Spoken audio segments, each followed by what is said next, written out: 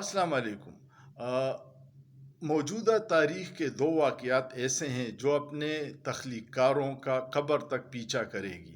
ایک ہے regime change میں جنرل باجوہ کا کردار۔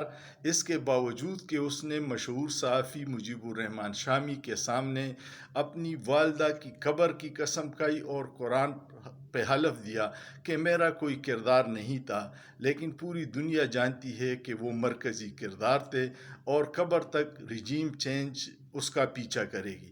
دوسرا جو کردار ہے وہ محترم قاضی فائز عیسیٰ صاحب ہیں۔ انہوں نے جو 13 جنوری کو تحریک انصاف سے بیٹ کا نشان چھینا تھا، آج کل وہ ہر فورم پہ اس کی صفائیاں دے رہے ہیں، لیکن یہ واقعہ اور انسانی حقوق کی خلاف ورزیاں قبر تک قاضی فائز عیسیٰ کا پیچھا نہیں چھوڑے گی۔